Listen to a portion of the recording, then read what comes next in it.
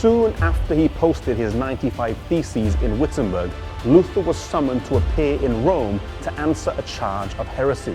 His friends were filled with dread. They knew the danger that threatened him in that city. People remember John Huss a century before, how he had been promised a safe passage and fair treatment, but he had been burned at the stake.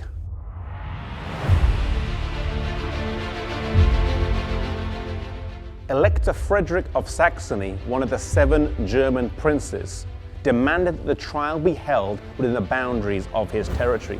The Pope's legate was to hear the trial on his behalf, but before the trial could begin, the legate was charged to prosecute and constrain without delay, and to banish, curse, and excommunicate all of whatever rank in church or state who would not seize Luther and his adherents. Here is displayed the true spirit of Luther's foes, not a trace of justice to be found. It was around this time that a dear friend of Luther would come to his aid and support, Philip Melanchthon. He was younger than Luther and was a learned scholar. His carefulness, gentleness, and exactness would serve as a complement to Luther's courage and energy.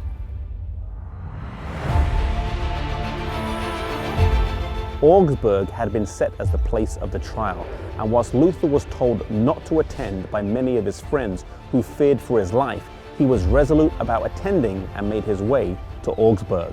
At this point, Luther had not received an assurance of a safe passage, and his foes hoped that he would appear without one, but this he refused to do.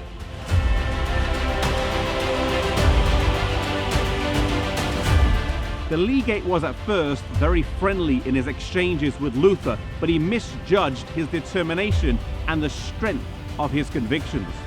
Luther protested that he was being asked to retract without first being shown his error. Every response that he gave, he showed clearly how it could be backed up with the Bible, but the legate's response was always a heated response with the words retract, retract. Realizing that this exchange was futile, Luther asked to present his findings in writing, which he did the next day. He gave it to the legate and he threw them aside straight away. Luther then met this proud man on his own grounds, the traditions and teachings of the church, showing how his assumptions were wrong. The trial wasn't really going anywhere though, and Luther soon retreated with his friends. They had tried to bully Luther by their threats, but this had not worked.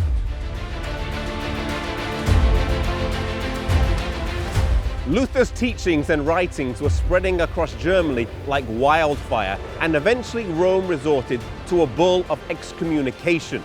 Luther was condemned along with his adherents, and they were given 60 days to either recant or be excommunicated. Normally, this would strike fear into the heart of anyone, but not Luther. He gathered around him a group of doctors, students, and citizens of Wittenberg, and under a tree near this very spot, he publicly burned the Pope's bull of excommunication and the canon laws. Rome produced another bull of excommunication against him, declaring his final separation from Rome, saying he was accursed of heaven and condemning anyone who would adhere to any of his doctrines. Truly it can be said of Luther, the servant is not greater than his Lord. If they have persecuted me, they will persecute you. While the forms of opposition to the truth change and how open they are over time, the same antagonism exists and will be manifested to God's people until the end of time.